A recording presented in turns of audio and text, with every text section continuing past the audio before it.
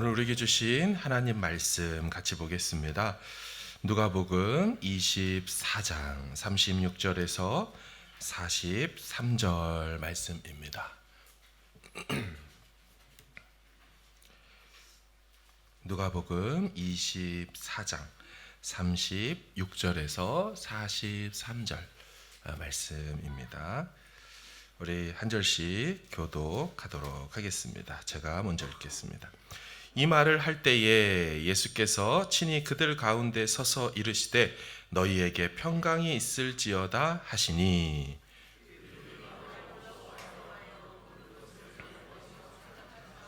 예수께서 이르시되 어찌하여 두려워하며 어찌하여 마음에 의심이 일어나느냐.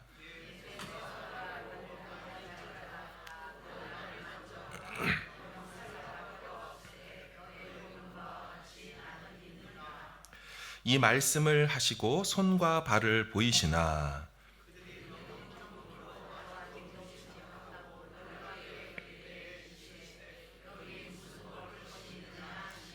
이에 구운 생선 한 토막을 드리니 받으사 그 앞에서 잡수시더라. 아멘. 네, 할렐루야. 아멘. 우리 추석 명절 한국은 보내고 있는데 가정 안에서 잘 보내셨습니까? 예, 그냥 그렇게 추석인 듯 아닌 듯, 예, 전화하면 추석 같고 전화 안 하면 아무렇지도 않은 것 같이, 예, 이렇게 보냈을 겁니다. 그래요, 감사합니다. 우리 좌우 앞뒤 계신 분 서로 인사할까요? 한 주 만에 만났는데 잘 지내셨습니까? 예, 축복합니다. 아멘. 우리 하나님께서 우리 한 교회, 우리 광명교회로 우리를 불러주셔서 가족 되게 하셨고 천국을 미리 경험시켜 주시는 줄로 믿습니다. 귀한 또 은혜의 시간 함께해서 너무 감사합니다. 누가복음 116번째입니다. 아마 다음 주 정도가 117로 끝나게 될 것 같은데 같이 은혜를 나누길 원합니다. 왜 예수님은 구운 생선 한 토막을 드셨을까? 우리 권사님께서 막 얘기를 해주셔가지고 예, 아유 감사합니다. 너무 감사했습니다. 여러분, 본질과 핵심은 아무리 강조해도 지나치지 않을 것입니다.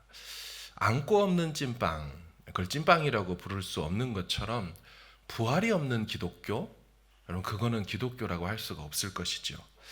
어찌 생각해 보면 교주가 죽어버린 그런 단체나 집단 살아남을 수 있겠습니까? 그렇지 않죠. 그들의 핵심 멤버인 사도들, 제자들도 버리고 떠날 정도인데 누가 따르겠습니까? 절대로 이 단체는 성공할 수가 없을 거예요. 역사 속에서도 실제로 그런 일이 있었다라고 성경은 말합니다. 사도행전 5장을 한번 보세요. 이전에 드다가 일어나 스스로 선전하매 사람이 약 400명이나 따르더니 그가 죽임을 당하매 따르던 모든 사람이 흩어져 없어졌다. 스스로 선전한다 이 말이 자신이 무엇이나 된 것처럼 주장하다 이런 뜻을 갖고 있어요. 그러니까 자신이 메시아나 된 것처럼 사람들을 선동해서 400여 명의 추종자들을 만들어냈지만 어떻게 됩니까? 죽임을 당하자 다 흩어지고 사라져 버렸습니다. 그러니까 따라서 기독교도 저 수순을 밟는 것이 당연할 것이에요. 하지만 기독교는 그렇지 않았습니다. 기독교는 달랐어요. 왜 그렇습니까? 오늘 본문 사건 때문이죠. 그분이 다시 사셨기 때문입니다. 그분이 다시 부활하셨기 때문입니다. 사랑하는 여러분, 이분이 다시 살지 않으셨다면 이분은 참 좋은 말씀 해주신 분으로 끝났을 거예요. 만약 이분이 다시 살지 않으셨다면 이분은 그저 매우 이타적인 삶을 살았던 분으로 그냥 사라졌을 거예요. 하지만 이분이 다시 살아나셨기 때문에 이분은 절대로 단순한 도덕 선생이 될 수가 없죠. 이분은 그저 사랑을 외쳤던 인권 운동가가 될 수가 없죠. 이분은 하나님의 아들인 줄로 믿습니다. 이분은 메시아 그리스도가 되셨다라는 것을 바로 부활로서 증명하신 것입니다. 예수님은 우리가 알고 있는 석가모니나 공자, 소크라테스 같은 4대 성인 중에 한 사람이 되실 수 없는 분이세요. 여러분, 그들은 죽고 다시 살지 못했습니다. 일반 사람들보다 당대에 좀 난 사람일지는 몰라도 역시나 사람이었죠. 인생의 본질적인 문제에 대해 그들은 답변하지 못했습니다. 죽음과 죽음 이후에 대하여 정답을 알지 못했어요. 생명과 생명의 기원 혹은 우주에 대한 것, 이 세상의 창조에 대한 것, 이 세상이 어떻게 맞춰지게 될 것에 대해서는 그들은 감히 논쟁거리, 논지로 삼지도 못했습니다. 불교 최고의 가르침을 이루는 그 뼈대가 무엇입니까? 인생은 생자필멸이라. 인생이란 건 태어난 자는 반드시 죽는다. 인연 따라 태어나 인연 따라 죽으니 너무 슬퍼할 필요 없다 하며 죽음 앞에 서 있는 한 과부 앞에 그렇게밖에 말할 수가 없었어요. 산은 산이고 물은 물이다까지만 그들이 말할 수 있지 그 이상과 그 의미에 대해서 그들은 논할 수가 없었어요. 그저 마지막에 너 자신을 알라라고 말하곤 형장의 이슬로 사라졌을 뿐이지 내가 다 이루었다. 감히 이런 말 그들은 상상조차 하지도 못했습니다. 하지만 예수님은 자신이 부활이고 생명이라고 말씀하신 다음 죽은 나사로를 살려내심으로 본인이 당신께서 생명의 창시자이시며 생명을 주시는 분이라는 것을 확실히 그들에게 보여주셨습니다. 감히 그들과 비교할 수 없는 레벨에 계신 분이 이 바로 예수님이시지요. 오늘 본문도 바로 그런 내용 아닙니까? 누가 봐도 그분은 확실하게 분명히 십자가에서 죽으셨어요. 로마 병사들이 그분의 죽음을 확인하기 위하여서 창으로 옆구리를 찔렀을 때 미동도 하지 않으셨어요. 죽으셨으니까. 그리고 찔린 창자국에서 물과 피가 쏟아져 나와도 그분은 가만히 계셨습니다. 완벽히 죽으셨어요. 그런데 그가 다시 살아나셨죠. 그가 부활하셨어요. 그리고 자기 사람들, 자기 제자들에게 찾아오시죠. 그리고 자신이 부활했다는 사실을 알려주십니다. 여러분, 이 과정에서 부활하신 예수님은 자신의 부활에 대해서 좀 강조하는 부분이 있습니다. 내 부활은 여타의 다른 부활과 다른 부활이다라고 그분이 강조하고 싶었던 부활의 한 측면이 있습니다. 그것은 바로 육체의 부활이다라는 것이었어요.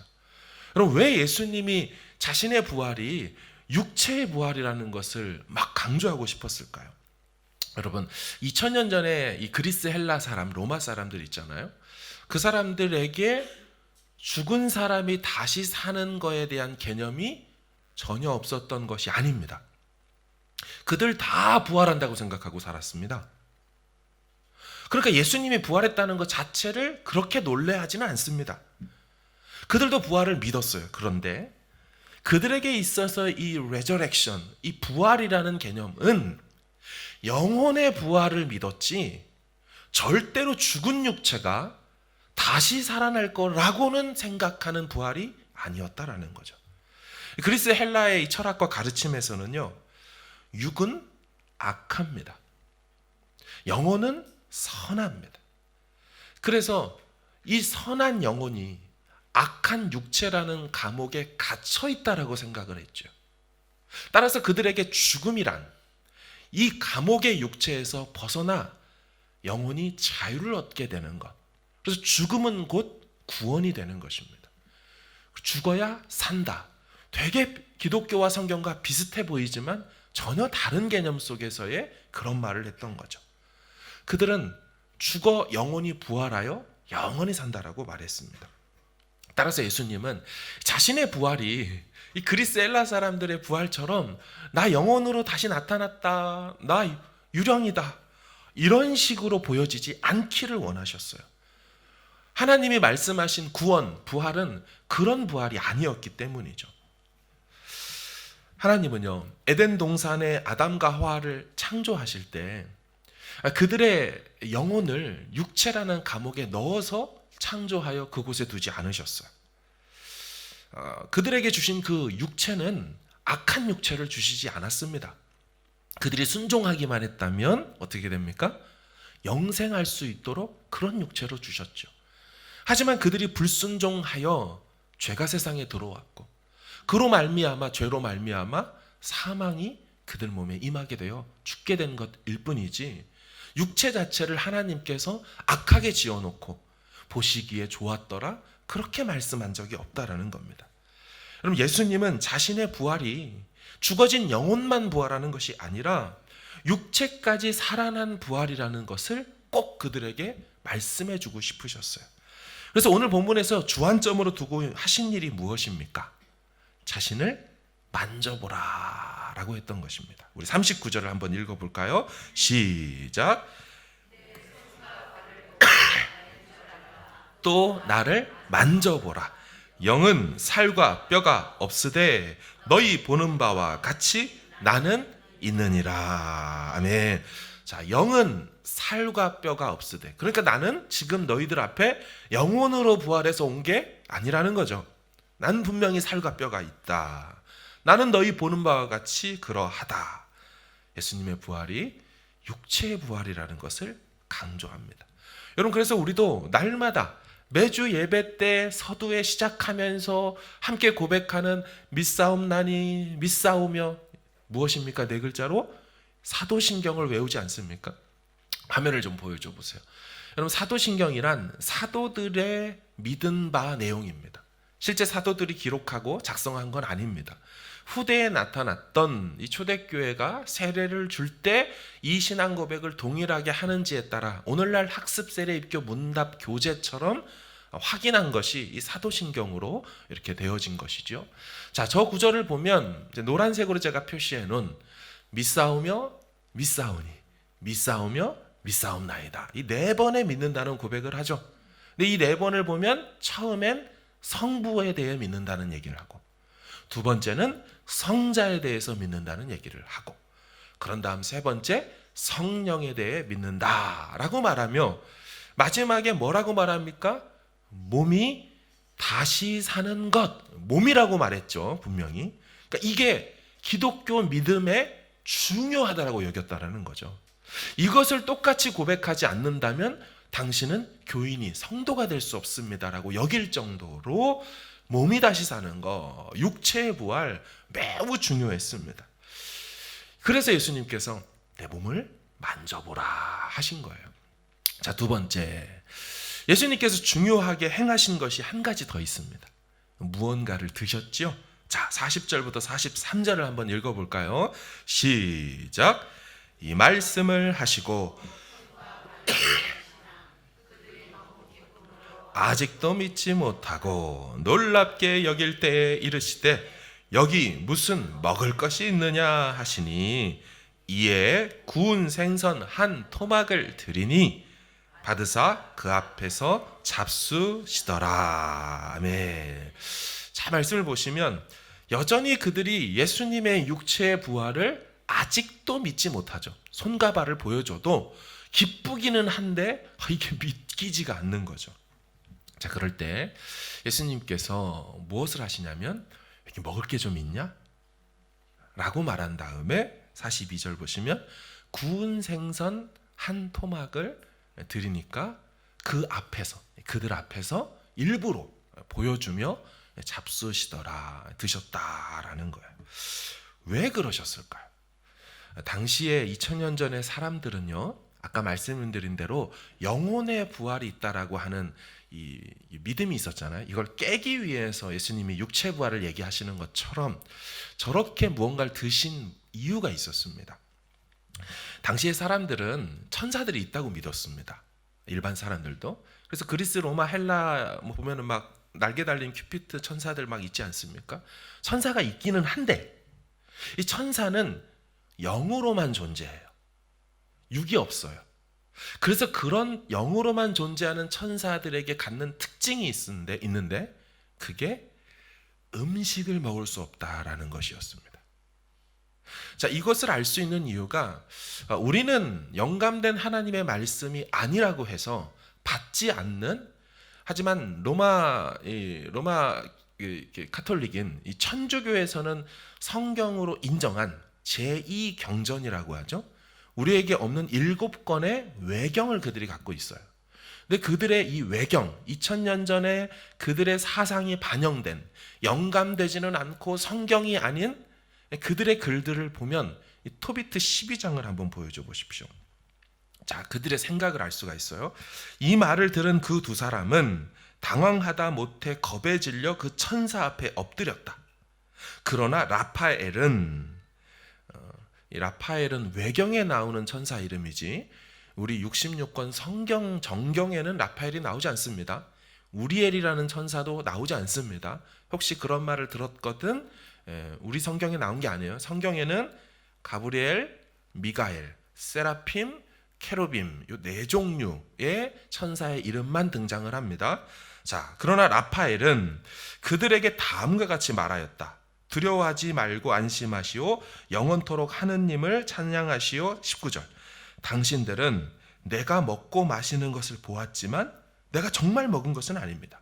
그저 그렇게 보였을 뿐입니다. 자, 그러니까 그들의 생각은요, 천사들은 음식을 먹을 수 없다라고 생각했어요.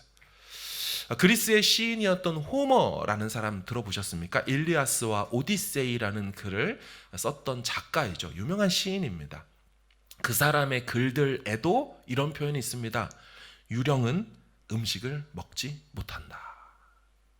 그러니까 예수님이 지금 굳이 음식을 달라해서 드신다라는 것은 당신께서 너희들이 생각하고 있는 호머의 글에 나타난 유령도 내가 아니고 토비트라는 이런 외경 속에 등장할 법한 그런 라파엘 같은 천사도 내가 아니다. 나는 확실히 육체로 부활했다라는 것을 예수님이 그들 앞에서 보여주는 장면. 그래서 누가가 이것을 기록할 수밖에 없는 거죠. 예수님이 작은 떡, 이 생선 한 토막을 드셨다. 여러분 나중에 요한복음 21장에 가보면요.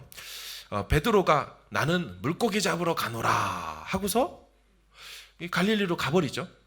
그런 베드로를 잡으러 예수님도 따라가시죠. 예, 찾아가십니다. 자, 거기서 예수님이 뭐 하십니까? 자, 21장을 한번 보세요.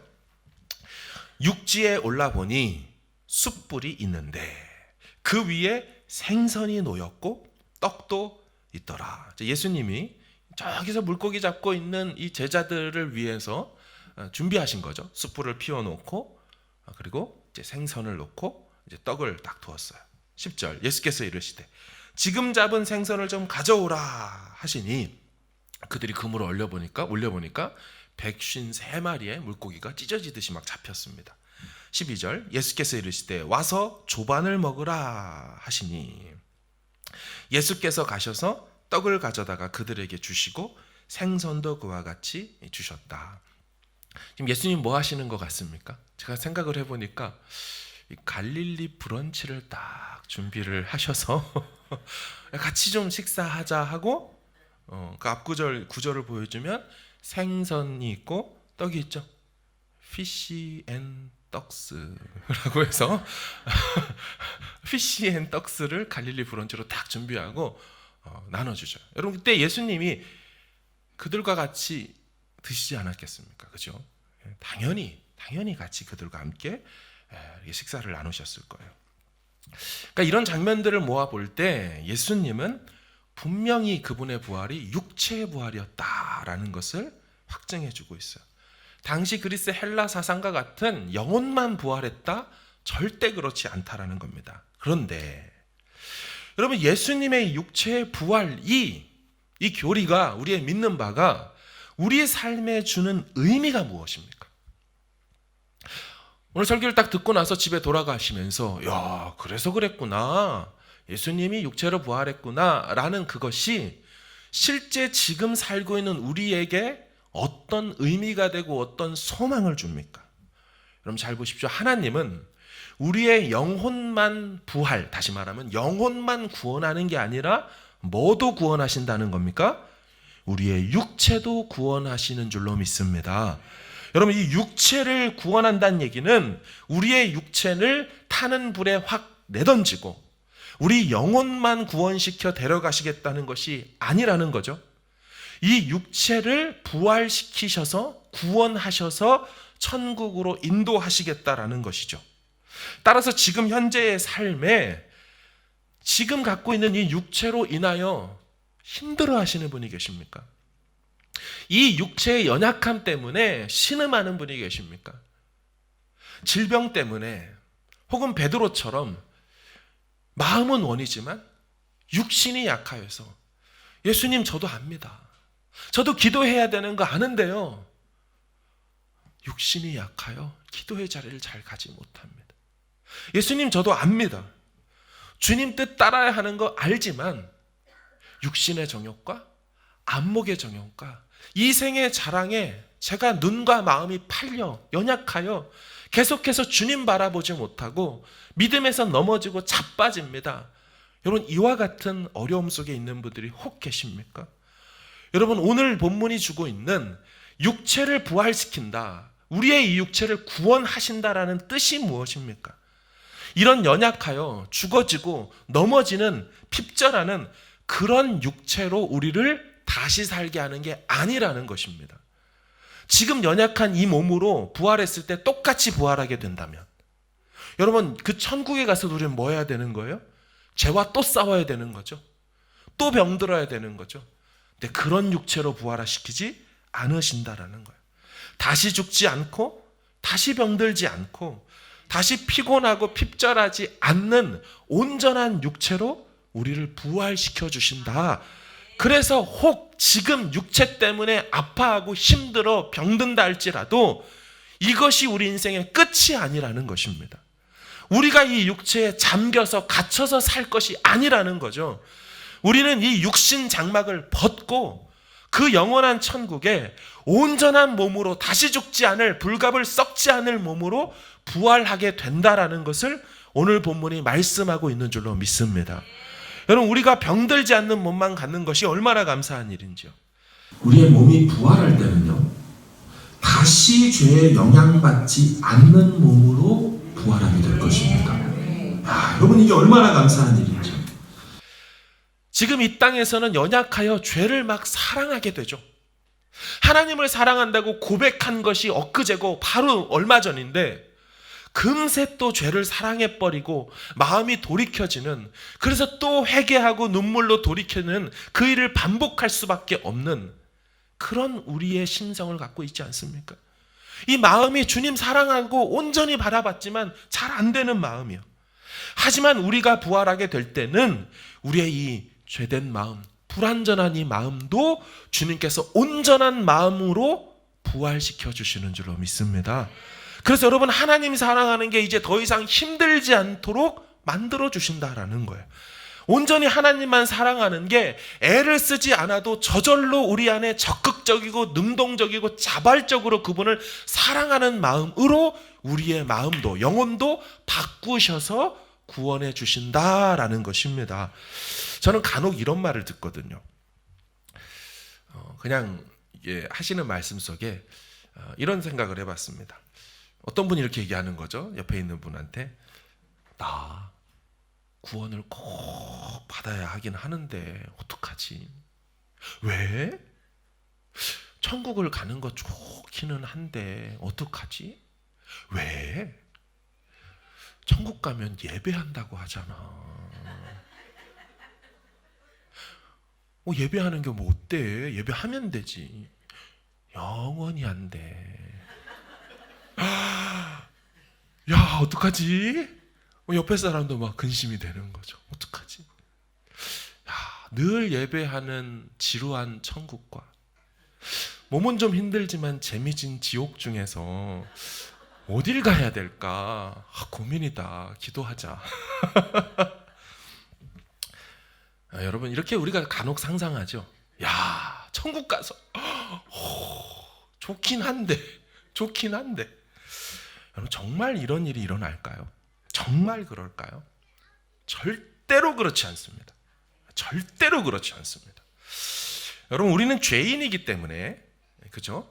여전히 죄성을 가지고 있는 육신을 갖고 있는 구원받은 죄인이기에 쉽게 이 땅에서 지루해하고 영원하고 가치 있는 것이 있음을 알지만 잘 알아보지 못하고 그걸 놓치기도 하고 잘 사랑하지도 못하죠. 하나님 그분이 최고의 가치고 영원하시고 위대하신 만왕의 왕이라는 것을 고백을 하지만 그분 사랑하는 것이 좀처럼 쉽지 않습니다. 인정하시죠?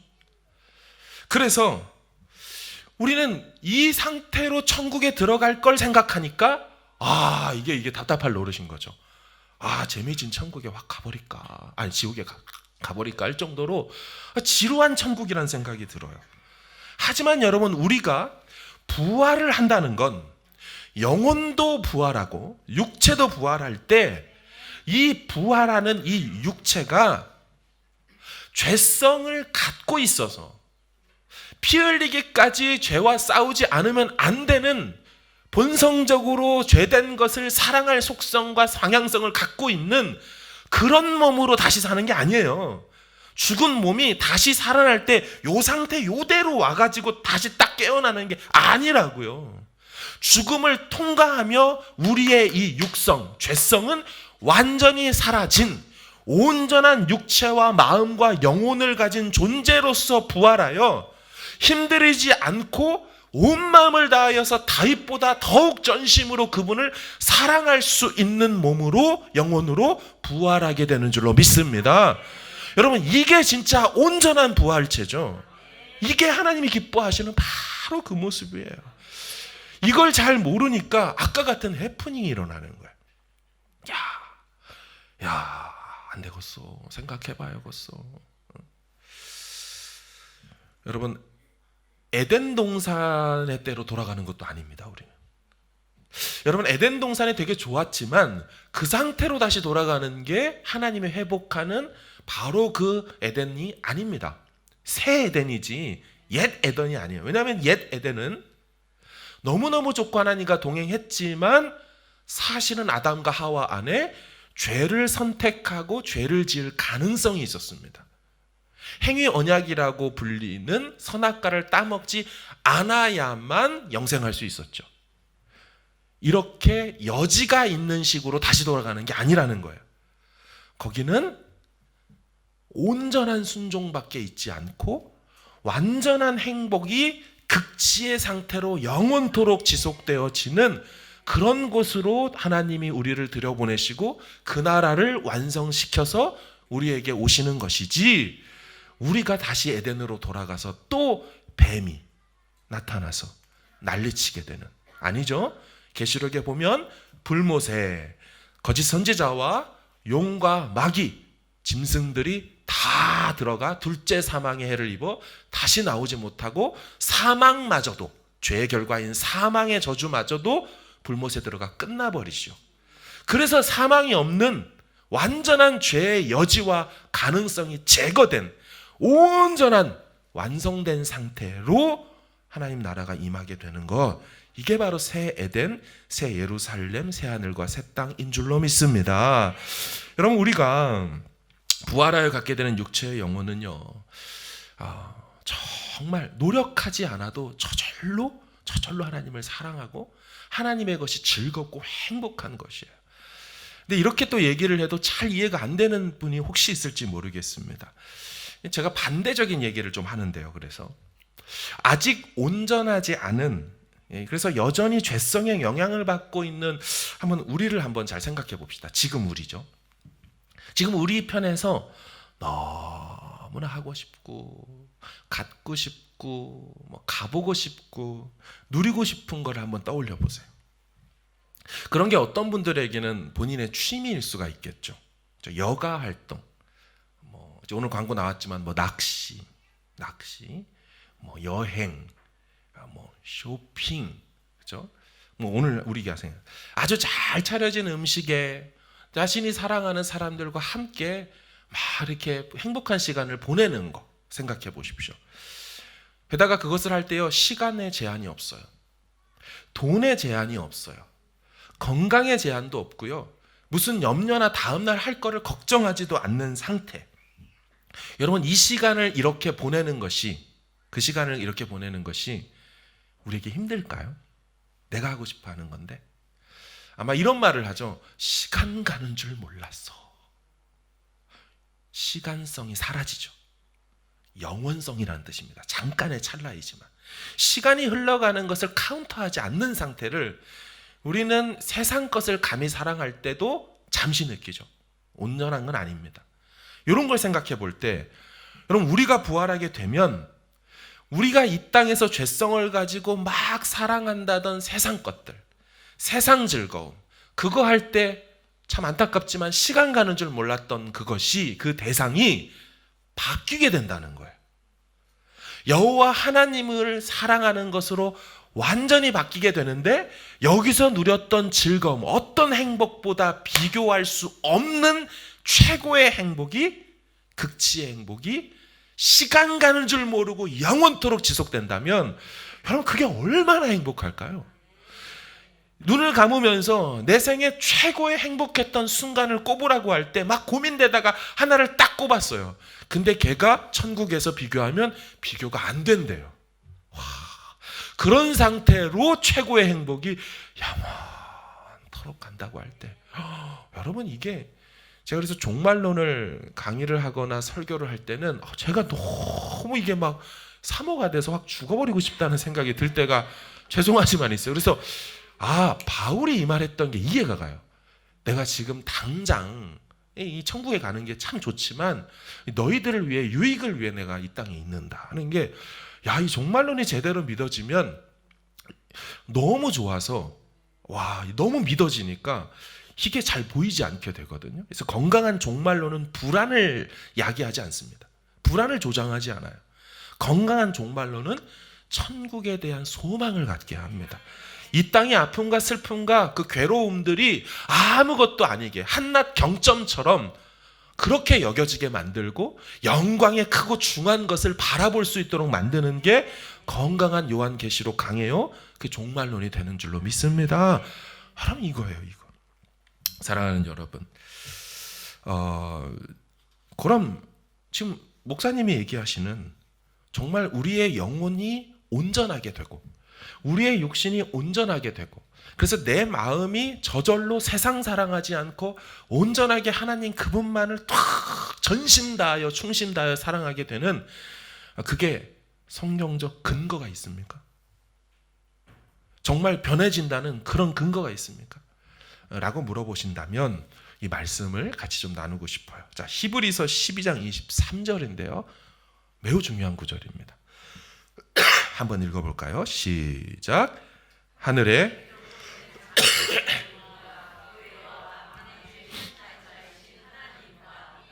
온전하게 된 의인의 영들과, 아멘. 자, 저게 뭐냐면 히브리서 나중에 가서 읽어보세요. 이 천상에 이루어지고 지금 현재 존재하는 그 장면들을 기록한 것입니다. 보면 하늘에 기록된, 하늘에 등록된 이 장자들, 성경의 장자라는 표현은 택자를 표현할 때 쓰는 비유 용어예요. 이 장자들의 모임, 구원받은 자들의 모임, 곧 교회가 있습니다. 그리고 만민의 심판자이신 하나님이 계시죠. 또 뭐가 있습니까? 온전하게 된 의인들의 영들이잖아요. 근데 이 온전하다는 말이 헬라어로 보면 퍼펙트입니다. 완전입니다. 완전. 근데 그것도 온전하게 되었다라고 해서 수동태인데 완료수동태입니다. 완료수동태 분사인데요. 그러니까 그들이 천국에 지금 하늘에 우리보다 먼저 죽은 신자들이, 그들의 영이, 몸은 여기 있죠. 그렇죠? 몸은 죽어서 썩어져 여기 있습니다.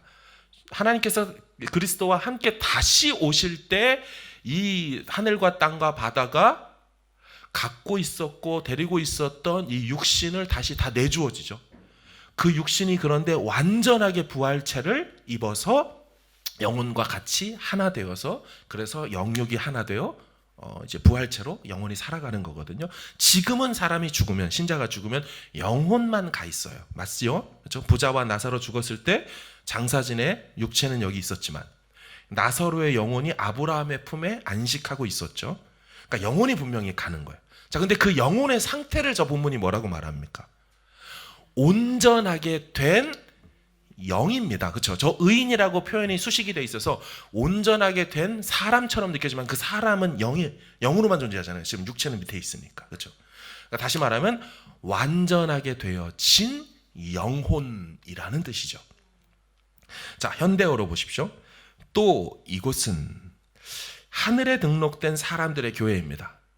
여러분은 모든 민족을 심판하시는 하나님 앞에 와 있으며 하늘에서 구원받고 이미 완전해진 사람들의 영혼이죠. 완전해진 영혼을 지금 수식하는 거죠. 그러니까 우리의 지금 마음 상태로 천국 가는 게 아니라는 거예요. 막 하나님 사랑하는 게 힘들고 죄가 좋고 막 이런 게 아니라는 겁니다. 완전해진 영혼, 하나님만 전심 다해 사랑하는 그 상태의 영혼으로 변화되어 천국에 가 있고, 낙원에, 정확히 말하면 낙원에 가 있고, 우리의 육은 아직 이 땅에 있다가 그날에 부활해서 이제 되는 거죠. 자, 현대인도 보십시오. 하늘에 등록된 장자들의 총회와 교회, 그리고 모든 사람의 심판자이신 하나님과 완전하게 된 의로운 사람들의 영이 있는 것이다. 완전하게 된 영이 있는 것이다. 죽은 신자의 영혼은 지금 완전해져서 하나님 그분 앞에 살아있다라고 말합니다.